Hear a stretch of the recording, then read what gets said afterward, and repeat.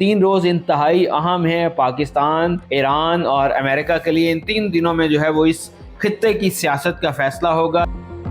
बिस्मिल्लाहिर्रहमानिर्रहीम, अस्सलाम वालेकुम जी। पाकिस्तान, अमेरिका, ईरान और इस सारे खित्ते की जो सूरत हाल है उस पर अब काफ़ी तशवीश पैदा होना शुरू हो चुकी है।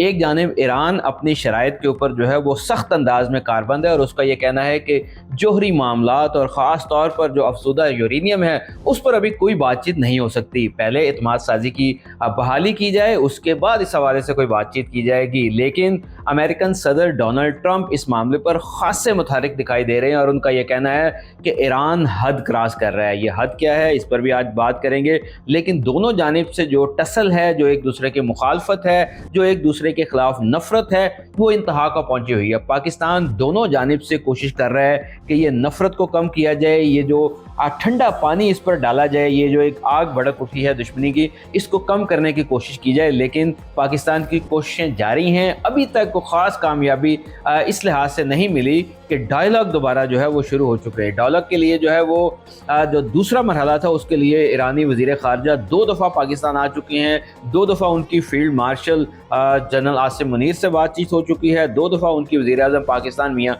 शहबाज शरीफ से बात हो चुकी है। लेकिन बेल मंडे नहीं चढ़ी। और ये बेल मंडे कैसे चढ़ेगी? ईरान के अंदर एक ऐसा तबका है जो वहाँ के स्टूडेंट्स हैं, वो जो वहाँ के यूनिवर्सिटी प्रोफेसर्स हैं, जो एक नई सोच डेवलप हो रही है। वो ये कहते हैं कि ईरान ने जितनी तबाही देखनी थी वो काफ़ी हद तक देख चुका है, अब हमें स्टैंड होना पड़ेगा। ईरान के अंदर जो अमेरिकी प्रेसिडेंट का दावा था कि लोग जो हैं वो अब डिज़ास्टर की तरफ जा रहे हैं, वो कुछ हकीकत का जो है वो रूपदारता दिखाई नहीं दे रहा। सिर्फ यही बात बताते चलूँ कि ईरान में फ़ौज की भर्ती के लिए जो है वो एप्लीकेशंस तलब की थी और तकरीबन 1 लाख जो है वो मुख्तलिफ सेंटर्स बनाए गए और 1 करोड़ लोग जो हैं वो इन सेंटर पर भर्ती होने के लिए आए। उन्होंने कहा हमें कोई ट्रेनिंग नहीं चाहिए, हमें कोई असला नहीं चाहिए, हम सिर्फ शहादत के लिए यहाँ पर आए हैं।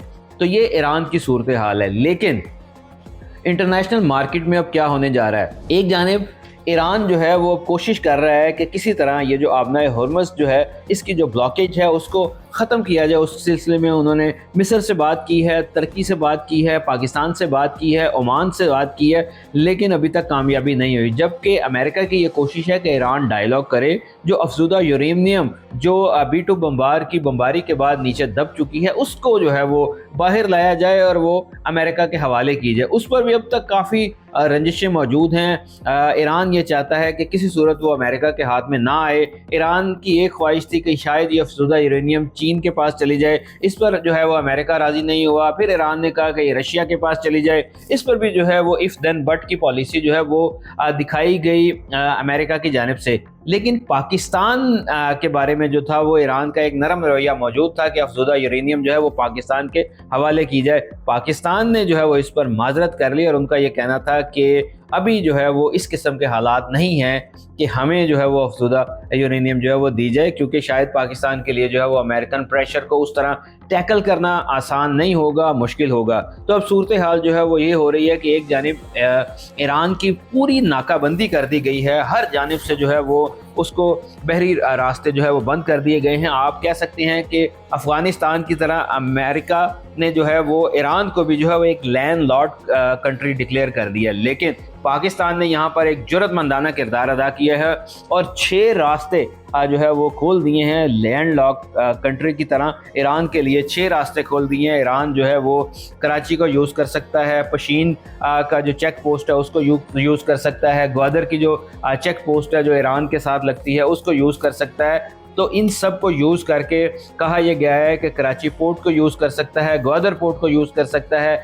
जो बिन कासिम पोर्ट है उसको यूज़ कर सकता है। यानी ईरान जो है वो आबना हरमज़ अगर बंद भी है तो ईरान पाकिस्तान के रास्ते जो है वो अपनी इंपोर्ट भी कर सकता है, एक्सपोर्ट भी कर सकता है। डेफिनेटली इस पर थोड़ा सा इम्पेक्ट पड़ेगा, क्योंकि अमेरिकन ये कह रहे हैं कि अब वहाँ पर मेडिसन का बहरान ईरान में आने वाला है, ईरान में खुराक का बहरान आने वाला है, ईरान की करेंसी जो है वो गिरावट का शिकार है। लेकिन इस सारे मामले में पाकिस्तान ने एक बड़ा बुनियादी रोज़ किरदार अदा किया है और कहने वाले कहते हैं कि आइंदा 3 रोज़ इंतहाई अहम है पाकिस्तान, ईरान और अमेरिका के लिए। इन 3 दिनों में जो है वो इस खित्ते की सियासत का फैसला होगा। 3 दिन में क्या होने जा रहा है, क्या आबनाए हुर्मुज़ खुल जाएगी, क्या इस सारी सूरत हाल पर जंग बंदी की जो खिलाफ वर्जियाँ हैं, जो इसराइल कोशिश कर रहा है कि किसी तरह जो है वो ये जंग बंदी ख़त्म करे, क्या उन कोशिशों को जो है वो नुकसान पहुँचेगा, क्या इसराइल इसमें कामयाब होगा, क्या पाकिस्तान जो अपने दोस्त ममालिक, एक तरफ टर्किया है, एक तरफ मिस्र है,